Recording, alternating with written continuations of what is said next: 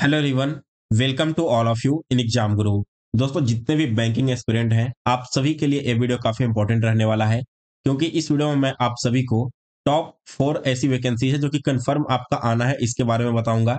और साथ ही में दोस्तों नबार्ड एंड आरबीआई, जिसमें नबार्ड डीए और आरबीआई असिस्टेंट के रिलेटेड कोई इन्फॉर्मेशन है या फिर नहीं है, इस पर भी बात करेंगे। हालांकि देखो, मैं आपको पहले ही कंफर्म बता देता हूँ कि मेरे पास नबार्ड डीए और आरबीआई को लेकर ऐसा कोई भी बड़ा अपडेट नहीं है। बस 1-2 लोगों से बात हुई है और उनसे कुछ इन्फॉर्मेशन मिला है, वही इन्फॉर्मेशन मैं आपको इस वीडियो में शेयर करने वाला हूँ। सबसे पहले तो दोस्तों बात करेंगे टॉप 4 वैकेंसीज की, ये कौन-कौन सी है और कब आने वाला है। तो आपने आज देखा होगा काश यादव सर की वीडियो में भी कि आपको 2 इंपॉर्टेंट अपडेट एनआईसीएल का एओ, ठीक है ना? एनआईसीएल की यहाँ पर मैं बात कर रहा हूँ, और आईडीबीआई में जो पीजीडीवीएफ कोर्स वाला होता है, ठीक है, जेम का। ये दोनों रिक्रूटमेंट आपको 15 फरवरी के बाद कभी भी देखने को मिल सकता है। और ये आपका लगभग 99% श्योर है कि दोनों नोटिफिकेशन आपको इसी मंथ में देखने को मिल जाएगा। इसका जो रिटन एग्जामिनेशन है दोस्तों, वो आपके अप्रैल में करवाए जाएंगे। फिर इसके बाद 2 और इंपॉर्टेंट जो नोटिफिकेशन आपका आने वाला है, उसमें से एक है दोस्तों आपका एनआईएससीएल एओ का, ठीक है, और एक आपका कौन सा हो गया, आईडीबीआई जैम का, जिसमें आपका पीजीडीवीएफ नहीं रहेगा, यानी कि डायरेक्ट ज्वाइनिंग रहेगी। तो ये दोनों नोटिफिकेशन आपको अप्रैल में देखने को मिलेगा। और इसकी जो ज्वाइनिंग रिटन एग्जामिनेशन है, वो आपके जून में कंडक्ट करवाए जाएंगे।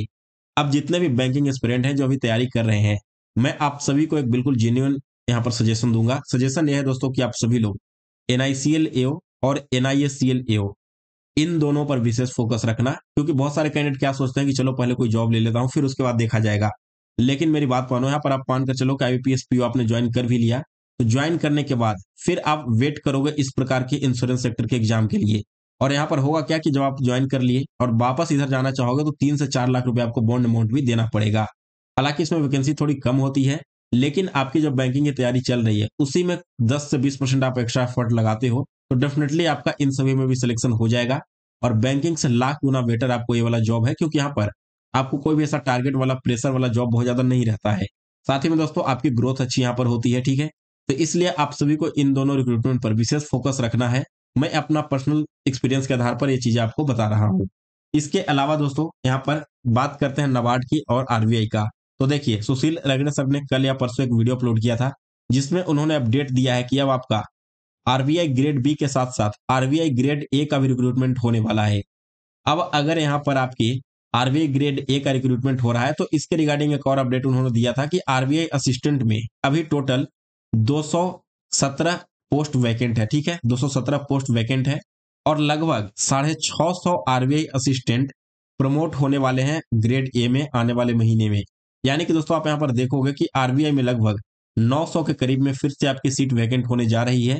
और ये जो आपके वैकेंट होने वाली सीट है, वो डेफिनेटली आपको आने वाले 3 से 4 महीने के अंदर देखने को मिल सकता है, अगर आपका प्रमोशन टाइमली हो गया तो। क्योंकि यहाँ पर अभी वेज रिवीजन को लेकर के भी आरबीआई हो गए, या फिर और भी कोई इंश्योरेंस सेक्टर एग्जाम हो गया, या फिर नबार्ड हो गया, इसमें चर्चा चल रही है। तो जब तक ये आपका वेज रिवीजन नहीं हो जाता, तब तक तो इन वैकेंसीज को होल्ड करके रखा जाएगा डेफिनेटली यहाँ पर। बट अगर यहाँ पर वेज रिवीजन बहुत जल्दी सॉल्व हो जाता है, तो इसके बाद जो अगला प्रोसेस स्टार्ट होगा दोस्तों, वो आपका RBI grade A and RBI assistant पर ही होगा। और आरबीआई असिस्टेंट जब भी आगे आने वाले दिनों में आएगा, तो आपको फिर से 800 से लेकर के 900 पोस्ट देखने को यहाँ पर मिलेगा, क्योंकि काफी अच्छी संख्या में आपकी सीट वैकेंट हो रही है। साथ ही में दोस्तों जो सिलेक्टेड कैंडिडेट हैं ऑलरेडी बैंकिंग में, उन्हें आरबीआई ग्रेड ए पर फोकस करना चाहिए यहाँ पर, क्योंकि 300 से लेकर 400 सीट आपके आरबीआई ग्रेड ए में भी आने वाले हैं, ऐसा सुशील अग्रसर ने अपने वीडियो में बताया था। यह है दोस्तों आरबीआई असिस्टेंट के बारे में इंफॉर्मेशन।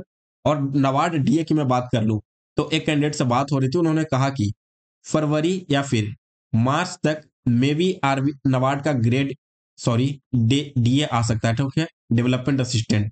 और वैकेंसी अप्रोक्स 100 प्लस के करीब यहाँ पर रहेगी। ऐसा इसलिए क्योंकि उनकी कुछ बात हुई थी ऑफिशियल से, और उन्होंने बताया था कि जो नबार्ड का ग्रेड ए है, इसके अलावा नबार्ड का जो ऑफिस अटेंडेंट है, ये दोनों रिक्रूटमेंट जैसे ही कंप्लीट होगा, तो इसके जस्ट बाद आप सभी को नबार्ड डीए का नोटिफिकेशन देखने को मिल सकता है। और अभी आपको पता है कि ओए का तो वैकेंसी ऑलरेडी कंप्लीट हो चुका है, और जो नबार्ड में ग्रेड ए का रिक्रूटमेंट हुआ था, इसका भी प्रोसेस आपको फरवरी में लगभग कंप्लीट हो जाएगा। तो जैसे ये दोनों रिक्रूटमेंट कंप्लीट होता है, तो जो नेक्स्ट प्रोसेस होगा नबार्ड का, वो आपका डीए पर ही होगा। और लास्ट ईयर भी डीए आने वाला था, बस किसी वजह से पोस्टपोन हो गया था।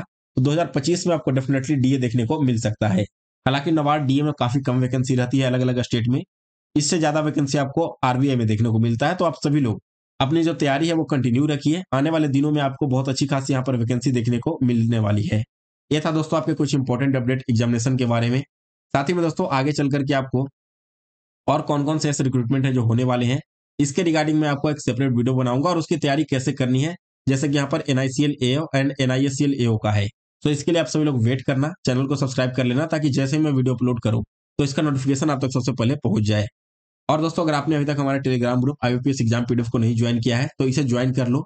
यहाँ पर आपको बैंकिंग एग्जाम से रिलेटेड जितने भी आपके इंपॉर्टेंट अपडेट्स होते हैं या फिर फ्यूचर में होने वाले एग्जाम्स के अपडेट होते हैं, वो सारी चीज़ें मैं यहाँ पर शेयर करता हूँ क्योंकि हर एक चीज़ों पर वीडियो बनाना पॉसिबल होता नहीं, इतना टाइम भी नहीं मिलता है। तो आप सभी लोग इससे ज़रूर जुड़ जाइए, आपको सारे अपडेट्स यहीं पर अवेलेबल मिलते जाएँगे।